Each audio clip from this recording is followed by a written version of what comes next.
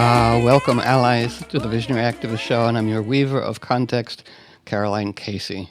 So, with my great ally, Seán Pádraig O'Donoghue, that we can co-weave, all the themes. Here we go. We're ladling a resurrection out of the smoldering cauldron of calamity. Of course, I looked up calamity in etymological dictionary. It works pretty well.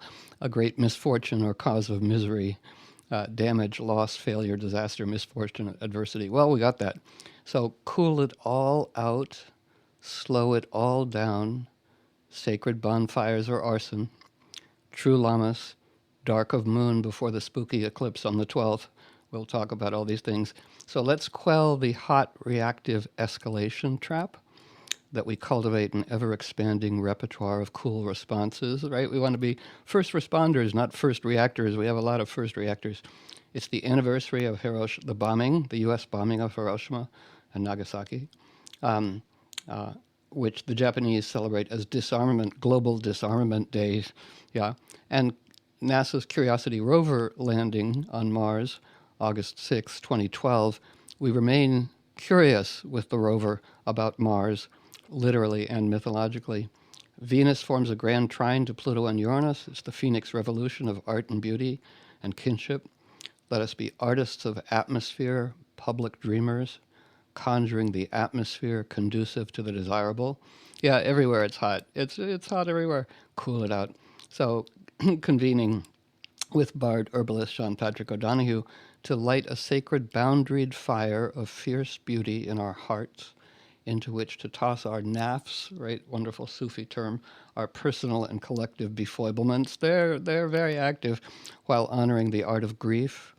Glen Hansard's parting song, his widow, poet Maire Saaritsa's grieving eulogy, the craft of complex storytelling, satire, Abdul El-Sayed's victory over 60 million APAC and democratic establishment, bankercrats' corruption, and the news, all woven with the guiding astro-mytho-animistic news, the description, and the assignment. Welcome, Seán. Thank you. So grateful to be here. And then just to honor James Baldwin, right, who said, God gave Noah the rainbow sign, no more water, fire next time. So here we are. I'll just say a little bit about the spooky eclipse, right? So eclipses, we won't see it here, but the eclipses are honored really everywhere in humanity except for our modern illiterate realm. It will be at 20 plus Leo, which is drunken chickens playing the fool. It's the Lord of Misrule. We'll bring that into play.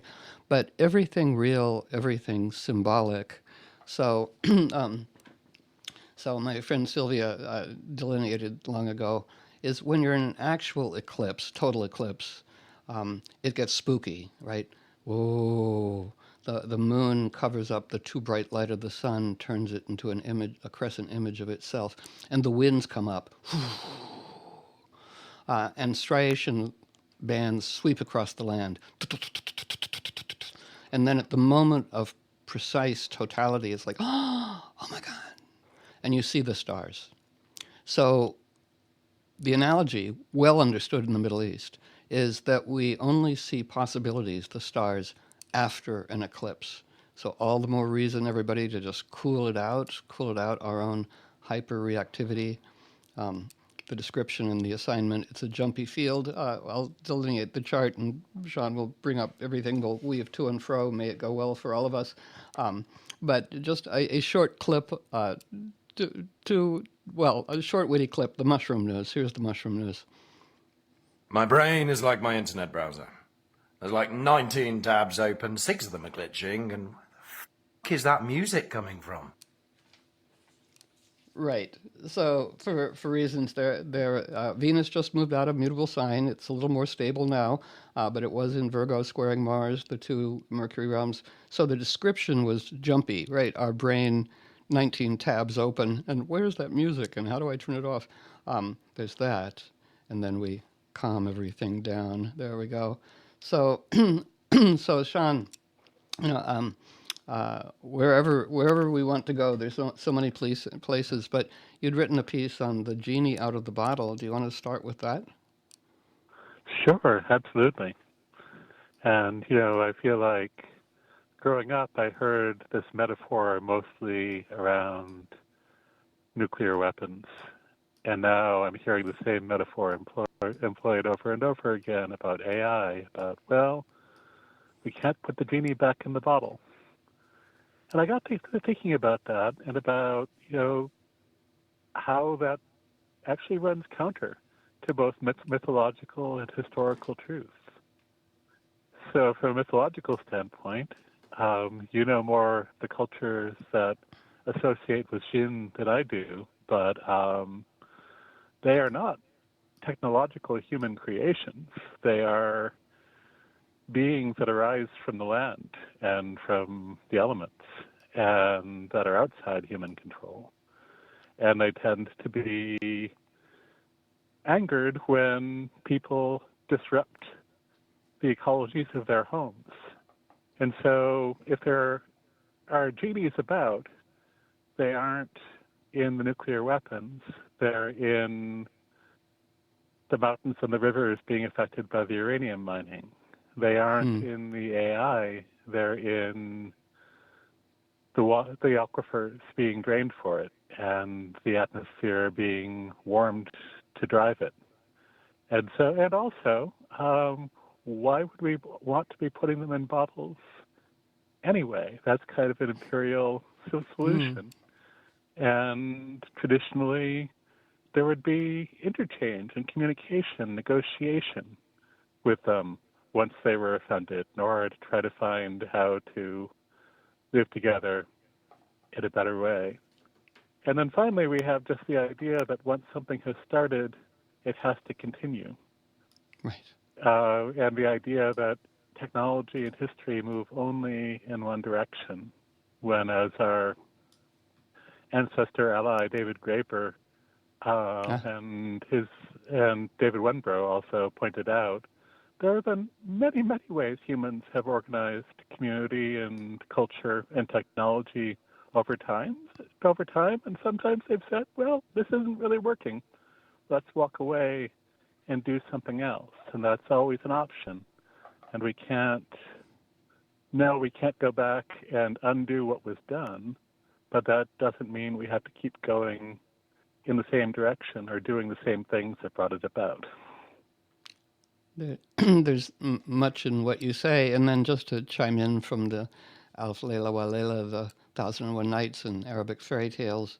Arabic fairy tales often begin by saying it was and it was not, right? But putting the genie in the bottle was bad manners, right? Because it was imprisoning it to serve wishes of humans, and then it gets out. But and then just to put as a little sidebar in the margins, you can get the genie back in the bottle, right? A malevolent force, and again, all these images are multifaceted, right? So all that you said, completely great. And then, the genie out of the bottle. Let's say it is the malevolent thing, or the thing that's become malevolent due to its repression. Right, because Pluto says everything is volatile, explosive, and dangerous in direct proportion to the force of its exclusion. So, yeah, but you can get the genie back in the bottle. It's what I think Aladdin or the fisherman, but by speaking to its pride. If we think of it as Netton Trumpstein for a moment and make it a downgraded genie. You go, oh, you powerful genie, I bet you can't get back in the bottle, you large thing. And the genie's like, oh, you think not? I can do anything. I'm back in the bottle, right? And then it stops it up. So it's a multi-purpose image, right? Which is super great. And then we're going to interweave, satire, comedy, depth, grief. We'll see how it goes, but I do like the irony. So let's go to Michael Shafar, one of my favorite voices. Here he is on the U.S. North Korea, commenting on the U.S. cult. Here's Michael Shafar. North Korea has condemned the gold statue of Donald Trump for being too cultish. Kim Jong-un said the giant monument built for supporters to show their obedience to their supposed divine leader was proof the US was a dictatorship controlled by a family dynasty, adding the rogue state, known for its human rights abuses, should never have been allowed to obtain nuclear weapons. When asked how the international community should handle the threat posed by the American despot, Kim said, clearly the US needs regime change. Yeah, again, fair enough. Wonderful, wonderful turnaround. Completely right. Yeah, because we do say, on the anniversary of the bombing of Hiroshima, much repentance, much grieving, much kinship, much dedication to disarmament everywhere. And we go, yeah, why should the U.S. have nuclear weapons? Why should Israel have, people say they don't know how many nuclear weapons, but I know something, having interviewed, Israeli peace activists who are in touch with the government and holding conferences on, potential nuclear war. This was maybe a decade ago, and in which he was saying to the government, play out a game of nuclear war, and it was like the movie, it's like, oh, nobody wins, right? Okay, nobody wins. At that time, Israel had 200 nuclear weapons, right? People say we don't know, but but we kind of do. That was 10 years ago. So back to now, and then wherever we want to go, I have a wonderful thing next. Well, wonderful to me. We'll see if it's wonderful to everybody. But one of my favorite commentators, I don't know his name. It's just on Facebook. It's just W / context CONTXT, but but he's delineating, the complexity and the escalation. And just before we go into that, Seán, I just want to, honor, the part of you also, and the part of all of us that is assigned, complex narrative. I got an email from a listener in Argentina. Hi there, hello, who said, the Iranian Lego video on the Argentinian soccer team and the dissing of Argentina is just a place full of Nazis was way too one-sided. It's a mystical place full of many things, and people would love your show here. And I go, yes, thank you. Nothing is one story. We want complexity.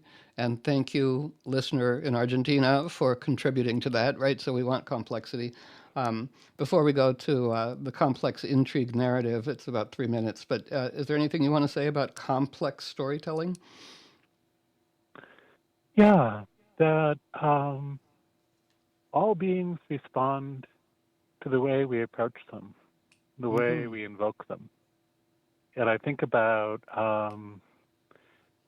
so many of the beings who we call gods and who we call spirits have been summoned in very particular ways for very particular purposes for a long time, and then begin to respond differently when you speak to a different part of them, or a different name for them, or a different sense of them. I love the Norse practice of kennings, of having the many names for the being or the thing according to its nature, that then help you to ken it better, and when you call them by that, they ken that part of themselves as well. And in kenning, we can find kinning. Right. No, this is really important. Whatever we talk to, whatever we speak to in the world or in another is the part we're inviting to dance with us, right? So it has to do with manners. We're just putting down guidelines, offering. May all of our discourse be an offering, not an imposition.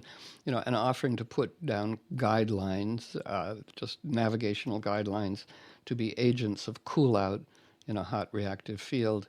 But I do love, here's W / context, a 3-minute rundown of complexity now and more that we want to cool out. So here's complex intrigue. At 2:30 in the morning, Iran's Foreign Minister Araghchi's phone starts ringing. His aide is on the line saying, "Sir, you need to wake up ASAP. The Ukrainians just hit one of our cargo ships in the Caspian Sea. We lost a sailor on his first mission ever.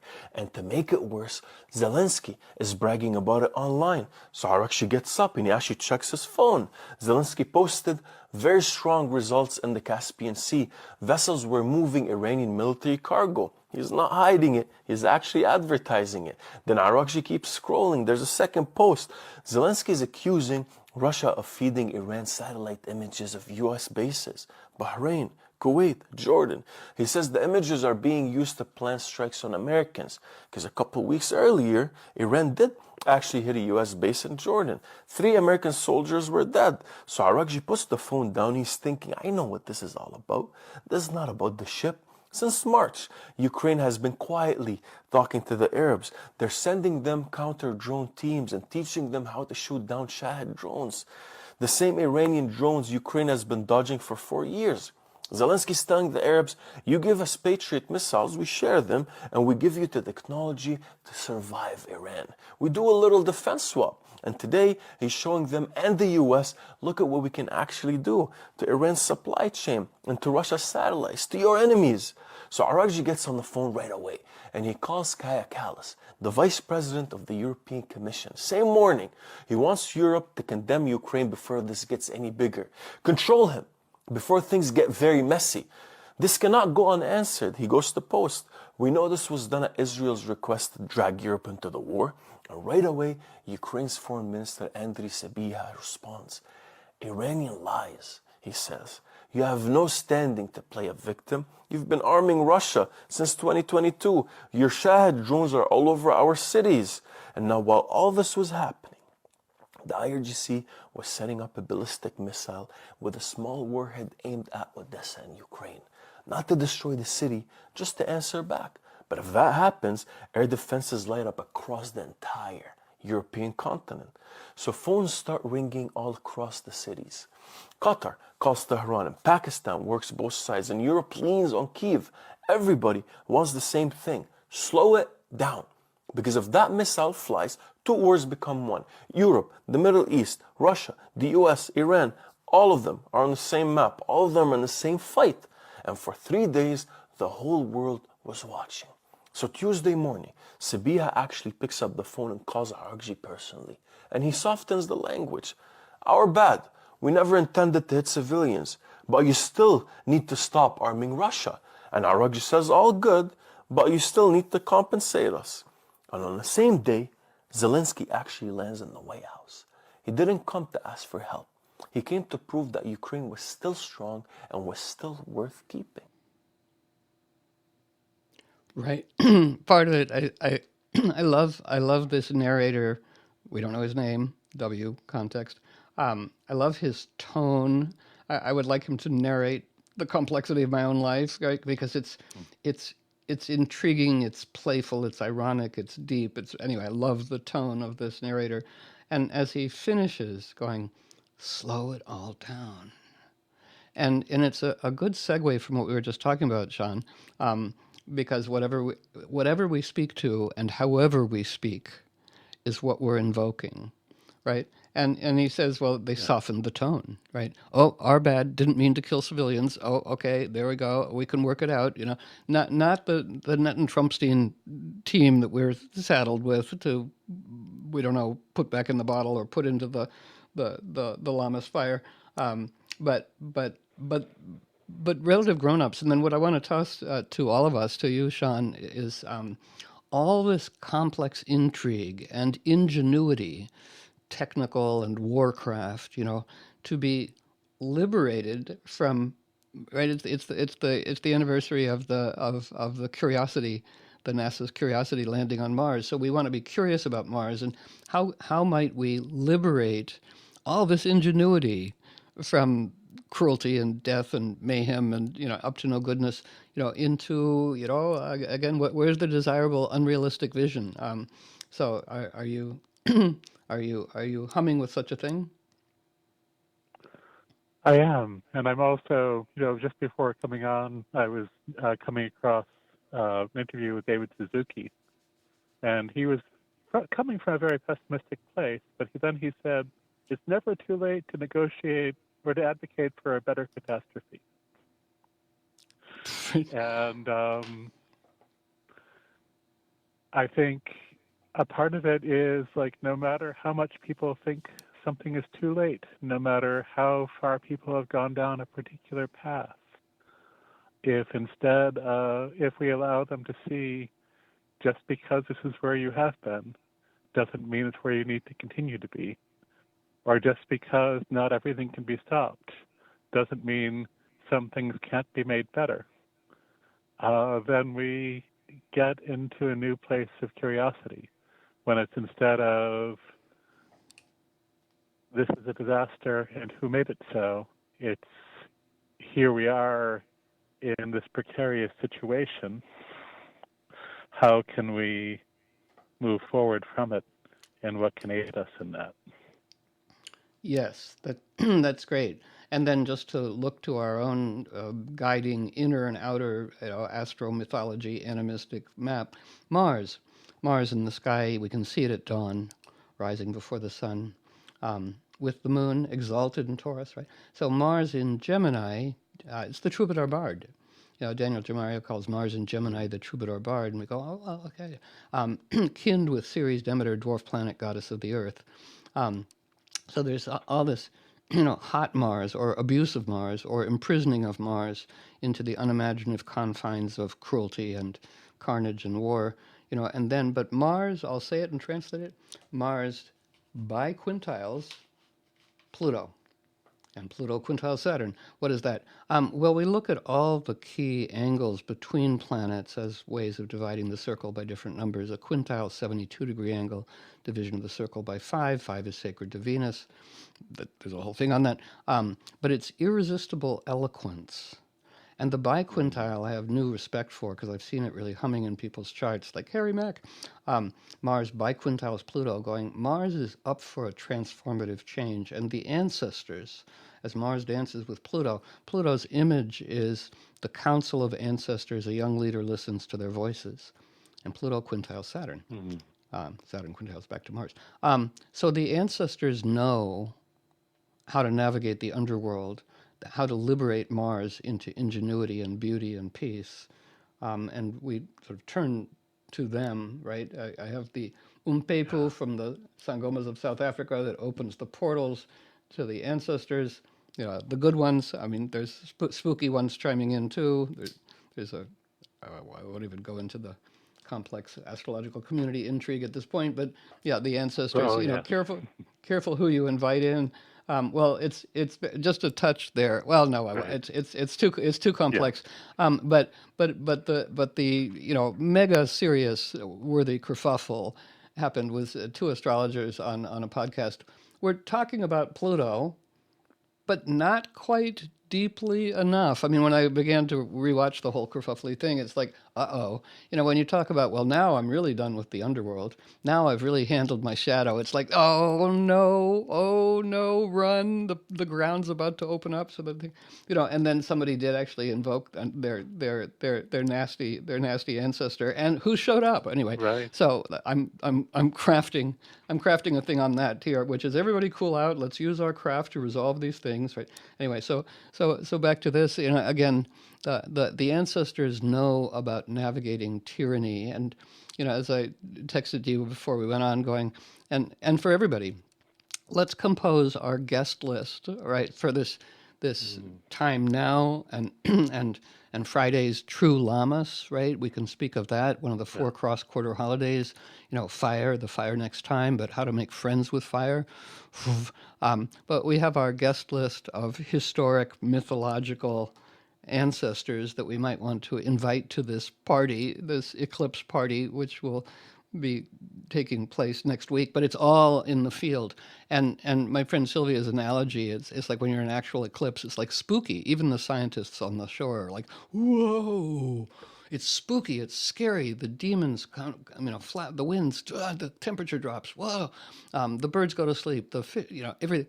And then it's like, oh, glorious, a totality, right? So it's a spooky time all around now. So wherever I was going with that, I hand it back to you now. Yeah, so there are 3 things that come to mind, and the first is, in regard to the astrological kerfuffle, but also in regard to many things. When we treat things as figurative and forget that we're interacting with actual beings, that's when we begin to get in trouble. If we think that it's all just metaphor in the common sense of metaphor, then we begin to get in trouble. Right. Thinking about ancestors, two things come to mind. And one is thinking about a situation in my own life where I brought hurt to somebody I love, and thinking about the way in which that also applies on the global scale and on every level, really. And one of the things that I've been feeling called to do is to go to that person's ancestors and say, you who loved and dreamed this being who I care very much about, guide me in the ways to relate differently and relate better. You whose dream this person was. And I feel like we can do that in regard to nations. We can do that in regard to everything. Go to the ancestors who were part of the dreaming of whatever it is that we are in wrong relation with, and ask their guidance and their help in guiding us the right relation for the benefit of that one without a particular goal. Right. We'll touch on that in more. Now, as we approach break, we're not quite at break, but I think we want to, for the grief and the grief of the land and our honoring of Glen Hansard's death, all of Dublin turned out, and and this is Glen Hansard's widow. We're mixing up the order a little bit, Rod. This is Glen Hansard's widow, Maire Saaritsa, with a beautiful, heartfelt, grieving eulogy. So let's hear that. I would like to begin by thanking Gardaí Keith Cribbin, Lucy Byrne, Adam Heffernan, Jordan Walsh, and Gareth McArdle for coming to Glen's aid after the accident, and for the humanity they showed me in my most desperate hour. I can find no adjective for the kind of support the family has been shown this past week. The word is hidden somewhere in the look in people's eyes and in the depth of their good deeds.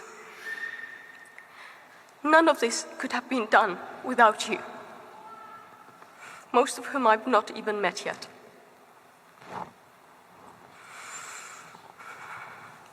I owe my deepest gratitude to all our good friends who have spared no effort to guide me through this time.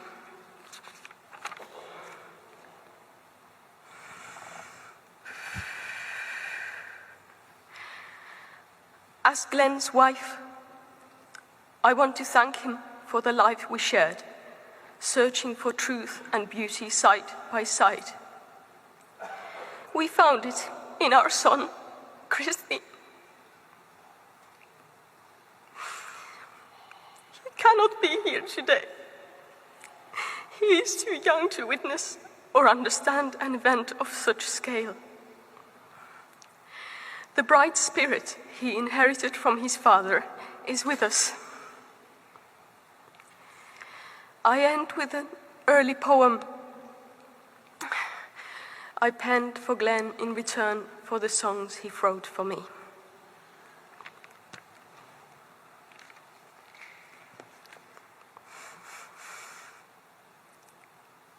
Come to me with beauty, I require it to stay alive. I'm not talking of precious gifts, nor do I want a dolled up, dutiful and well-assessed array of tender words. Hurl the clash of what you've pocketed from this day at my feet, and then be brave enough to look me in the eye. Push the boundary of two minds till it stretches, till there are two bodies in one embrace, and a moment of understanding or acceptance or blind faith, and a sense of the infinite jump and jive. That to me is beauty, and I require it to stay alive.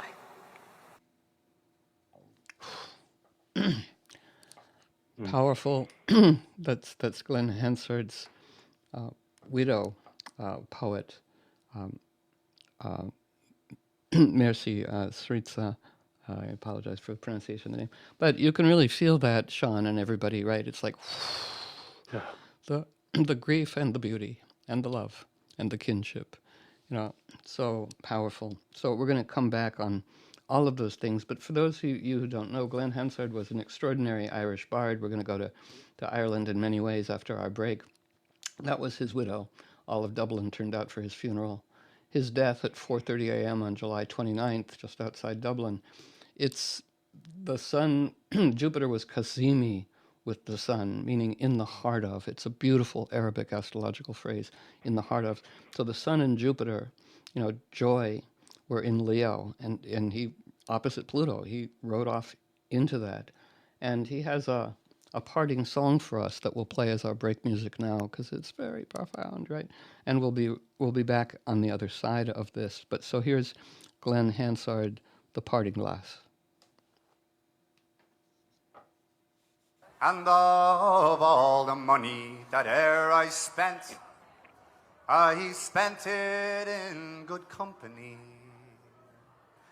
And of all the harm that e'er I've done, alas, it was to none but me. And for all I've done, for want of wit, to memory now I can't recall. So fill to me the parting glass. Good night and joy be with you all. And to all the comrades that e'er I had, who would be sorry for my going away. And to all the sweethearts that e'er I've loved, who would bid me one more day to stay. And as it falls upon my lot that I should rise and you should not, so fill to me the parting glass. Good night and joy be with you all. And if I had money enough to spare, and leisure time to sit a while, there is a girl in this fair land who surely has my heart beguiled. With her long dark hair and ruby lips, she surely has my heart enthralled. So raise to me the parting glass. Good night and joy be with you all. So raise to me the parting glass. Good night and joy be with you all. Yay. Welcome back, team. This is the Visionary Activist Show. I'm your weaver of context, Caroline Casey. We're here with Seán Pádraig O'Donoghue, honoring grief, bard, the hot fire, the exact Lammas, and the eclipse, all brewing now. But I love what you often say, Seán, about let's see the long ago dead. Do you remember what you often say? Yeah. Okay. Yeah, I always speak about the long ago dead, those deep ones who came before all of our deep wounding, meeting the recent dead and helping them across. And I indeed feel that with the ancient dead of Ireland who knew what it was to be wedded to the land and to understand the music of the wind and the water and the fire. As Glen was learning and channeling, he would speak about the ways that rowing with other Irish men singing old songs in Irish, which was a language that he didn't speak, he began to understand the way the rhythm of the movement came from the water. And so he was meeting them in life, and now he meets them in death. But there are also those among the recent dead who can meet the newly dead. And I think about poignancy. Glen was a friend of Mankan Magan, who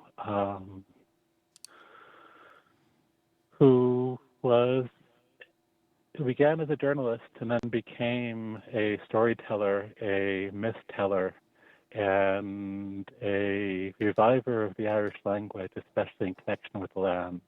And he would meet people and give them a word to be the caretaker of, to breathe life back into, from the old words that old people working the sea and working the land had told him. And so Glen was a good friend of his. And one of the most poignant videos we have of Glen is him standing on the hill of Ishnach, which is the hill on which the ancient poet Amergin, who I believe is also among those meeting him, stood and spoke the words that summoned all of the elements and all of the spirits of Ireland to support and weave a world for the people, as Mankan did. So we have a video of Glen standing right after Mankan's death atop the hill of Ishnach in front of the about-to-be-lit bonfire, holding his little boy and singing a song about the rover. And he was the Samhain to be the one who was going to be lighting the fire in memory of Mankan. And so both of them, and Amergin, and all of the ancient dead will be there at Samhain to meet whoever gathers there. And I think about how, along with men of his generation, which is also my generation, both living and dead, he was part of recovering a kind of Irish masculinity that was about that connection to the land and being the nurturing masculine. And what a beautiful gift he brought in that. And may he, as an ancestor, now help to bring that to those of us among the living who are trying to walk in that way. Yes, well said, and and well backed up. Just the astro-mytho-animistic story of now is all about Venus in Libra. Libra is cultural Venus, dancing with Chiron and the moon in Taurus, the other animistic land realm of Venus. And as you're speaking, a culture and Glen himself and the likes of your own dedication, and may it be for all of us too, to be cultural agents on behalf of what we love and what we are in nature. That's the description and that's the assignment.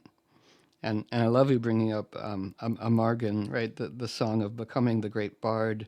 And it goes on forever, but it's like, I have been the guest of 100 kings. I have been a boar in its boldness. I have been a flat, it goes on, right? I mean, I've been everything. So that's good. And I do love to think of the recently dead, the long ago dead, stepping up to receive, as you animated for us, going, well done, lad. And I know so many wonderful dead people, right? I know so many wonderful dead people. And one of my favorite humans is approaching the liminal space, and it's like, and I've pulled him back before, grabbed his skinny ankles, going, no, you come back here. But this time, gotta let him go. And so, and we will be lonelier. We will be lonelier. But but the feistiness of Ireland,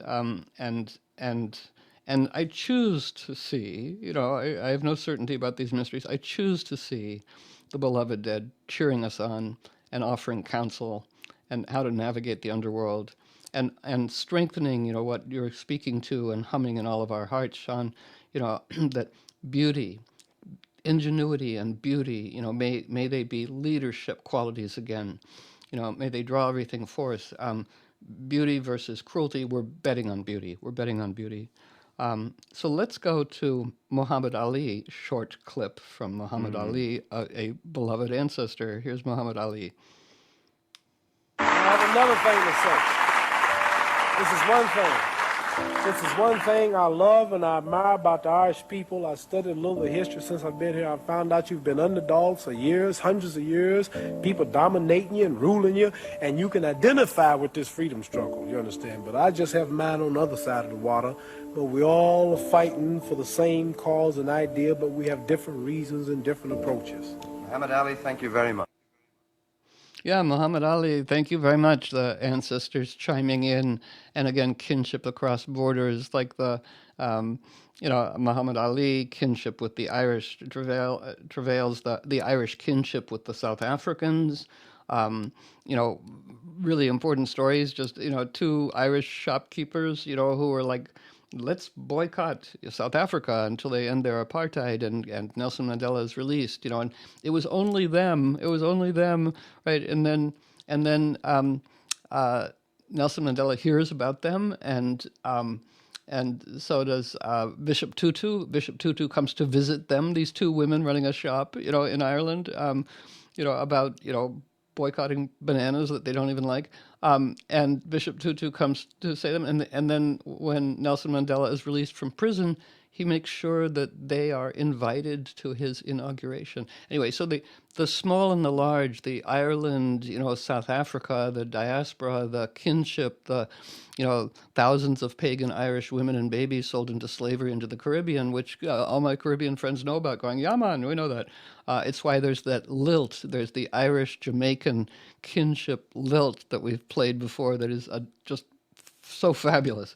And again, all this kinship underneath. And, we have a short clip of Donna the Famine with fierce words, but they're playable on radio. It's just a very short clip. But, as we've often said, Seán, well, it's an Irish saying, which is God created the potato blight, but it was the British that created the famine. So here's a short clip of Donna, the group, Irish group, and the famine. Tried to bury our language, our young left on ships, while he filled his larder, Trevelyan the fat prick. A garden of grain for the royals, the Brits, while he starved all the West, Trevelyan the fat prick. It's just a short clip, but it's fierce. The whole song is really pretty good. But do you know Trevelyan? Do you know his story, Seán? I do, yeah. Trevelyan well. was, and he was considered the liberal because he was like, feed the Irish if they will convert. Well, everybody else was saying, just let them starve. If they will convert and build military roads for their occupiers, we'll feed them, was his position.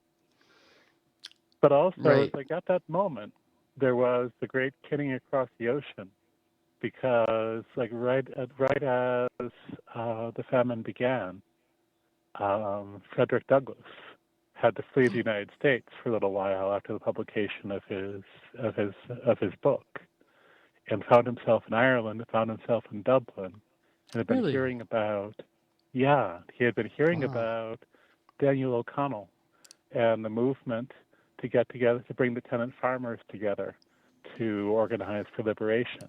They've been hearing about these tremendous, tremendous rallies, and he wondered, how could such a large group of people gather without becoming violent?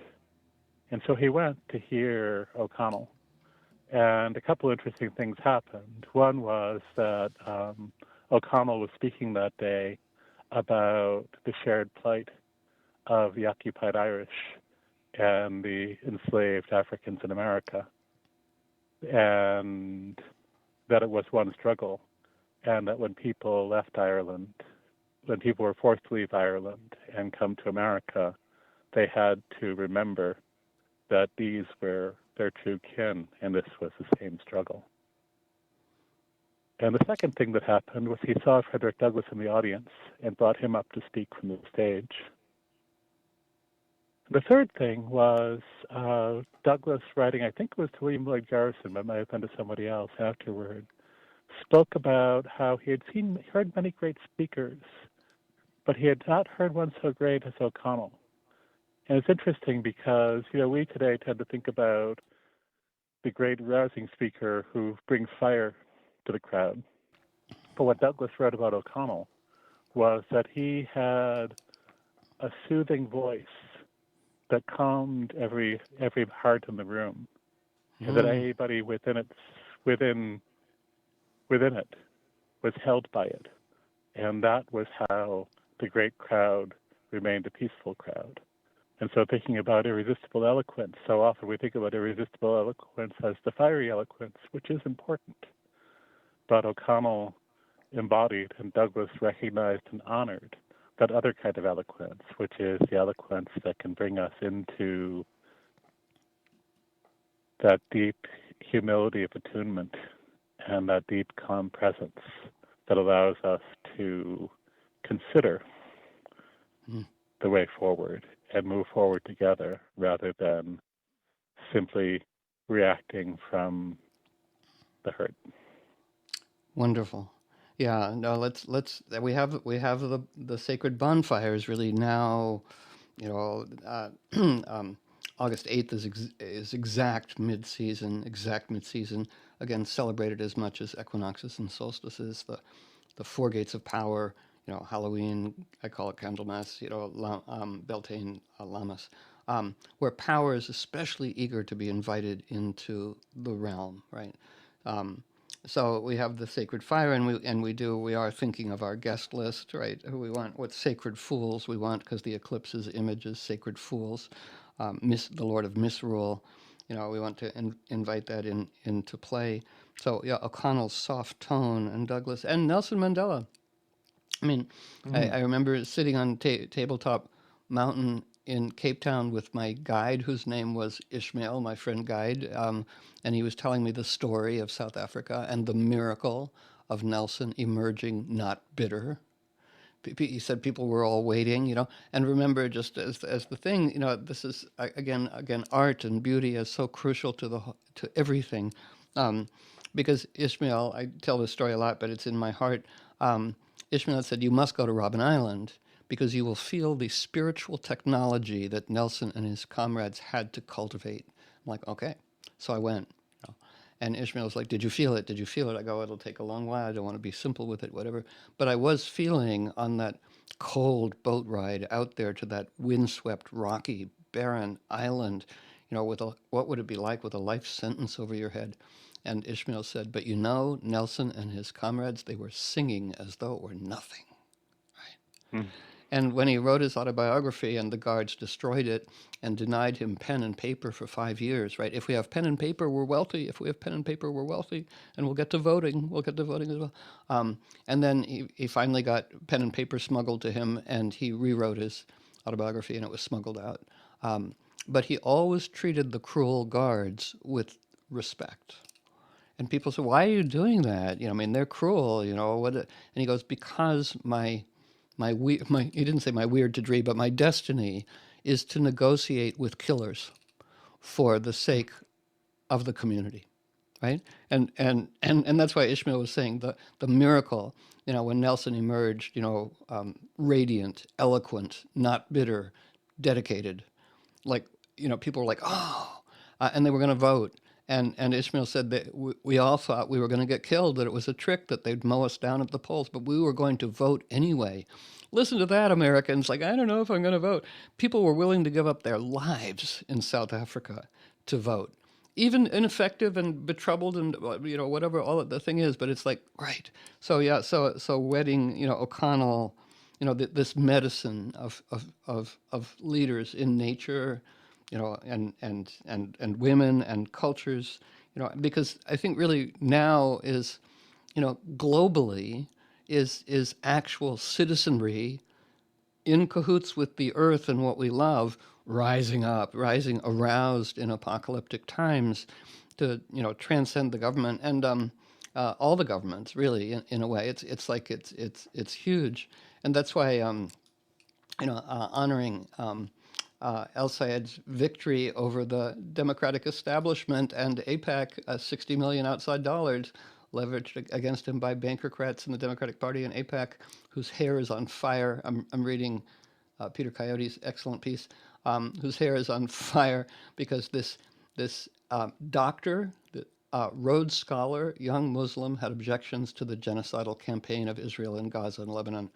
Once again, ignorance is conflating any criticism of Israel's horrific policies with anti-Semitism and sending torrents of money to candidates who can stifle their consciences and keep their mouths shut about infants and children, mothers and fathers being blown apart in rag houses by U.S. weapons directed by Israel.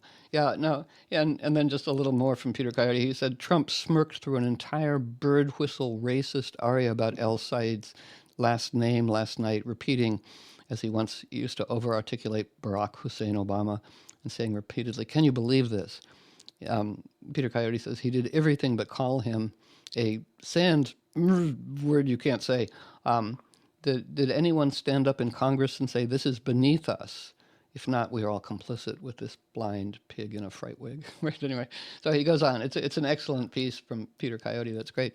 And then we're in our final. Well, we've got loads of time. We've got 7-ish minutes, and I love a board up years ago when I rushed in and said, "Oh, we've got 5 minutes to live radio. Can you edit this thing?" And he goes, "Relax.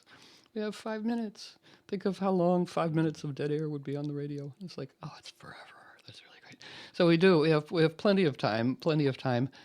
You've written some beautiful things on your Substack, Seán Pádraig O'Donoghue, and maybe we might want to reference again. What is true Lammas? You write the sorrow of the land, right?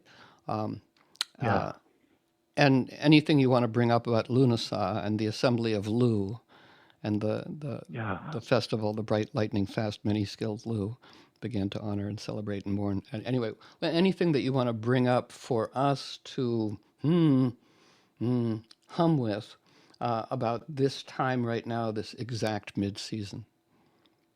Yeah.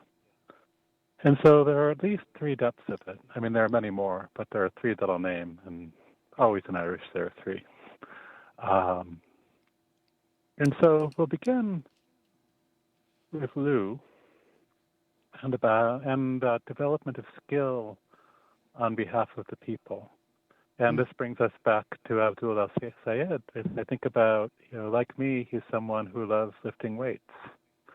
And in an interview with David Sirota, he was talking about how in the culture that he grew up in his family, he was taught that whatever strength you have exists for the purpose of helping, and about providing that story to the young men who don't have stories, who are being drawn to nihilistic things instead. And that felt really beautiful and important to me. And in the same way, the Lu, who had many skills, cultivated those skills on behalf of the people. And most famously, his accomplishment was there was an evil eye that corrupted everything it looked upon, a palantir, if you will. And he fired a single stone from his slingshot that turned the eye back inward on itself. Sorry, say that part again. It turned the eye back. What? It turned the eye back inward on itself. Thank you. So the withering eye would wither the witherer, and what remained would thrive. And so Lunasa honors him, but it was the festival of strength and skill that he organized in memory of the death of his foster mother, Tailtu, who died of exhaustion clearing a forest to make a field to feed the people. And we can all think about the many women now and across time and space who have labored to death to make sure that all children were fed. And so we can mourn Tailtu with Lu at that level. And yet, at the same time, the land also asks us to mourn the forest that came before, and the voices of the way of living in the forest, and the way of knowing in the forest, and the way of relating to the forest that were lost when the forest was lost. And they're still available for us to reclaim. We can speak with the trees, we can speak with the rain, we can speak with the stones, we can speak with the wind, and remember how to weave those things again. And so one of the other old Irish names for this season was Bron Trogan, which means either sorrow of the land or sorrow of the raven. And to me, those are the three sorrows, the sorrow of Lugh and the death of Teltu. The sorrow of Teltu at the hunger of her people and at the harvests that were stolen from her descendants. And right now our harvests are being stolen again. And the sorrow of the land for the forest that Teltu cleared. Yeah. So grief, the sorrow of the land. So it's an honoring. It's very New Orleans. I mean, in fact, the Sabian symbol for the day today, sun at 14 plus Leo, is Mardi Gras. Pageantry fills the streets. And I love, after Katrina hosted this wonderful black man who was the keeper of the Museum of Feathers and Costumes, and people were dissing him, going, we need water. We can't afford this. And he goes, it's the heart of the community. It's Kasimi with the community. And then all these NGOs spoke up and said, well, that's actually true. We can't deliver help until there's an infrastructure, and art and ritual and creativity create that infrastructure. So we have maybe a half minute left if you want to send us out with a blessing, Seán. Yeah. Well, as I so often do, I end with John Moriarty, with our river has its source in a well in the other world. And so remembering that deep source of the waters that came from ancient rains, the waters that came before any of the oppression, any of the cursing, any of the violence that the world knows now. We can still reach into that deep well that all the waters of the world come from, and drink that water, and wash with that water, and be changed by it. And so may that water flow through us. May that deep ancient stream awaken and water the roots, and may the green knife of the land move up through all that's cracked within us and all that's cracked around us, that we might be reclaimed. Wonderful. Thank you, Seán Pádraig O'Donoghue, whose website is otherworldwell.com. And thank you for your eloquent erudition, and thank to great wizard board up Barda Keel backstage. I'm Caroline Casey. You can find Visionary Activist Show on Patreon. Woof, woof, woof, woof, woof. Thank you, team. We will reconvene next week.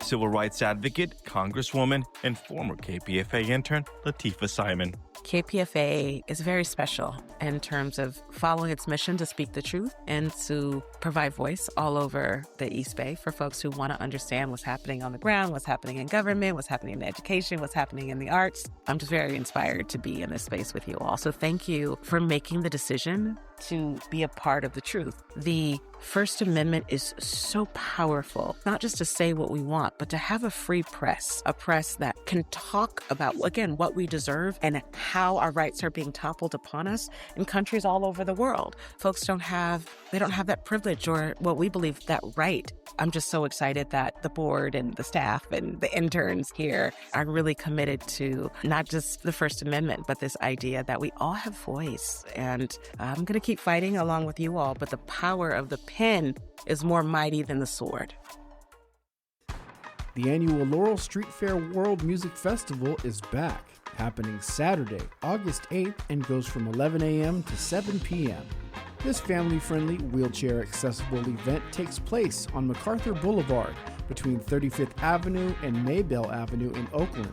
This is a benefit for the Laurel District Association, and for more information, including this year's music lineup, go to laureldistrictassociation.org.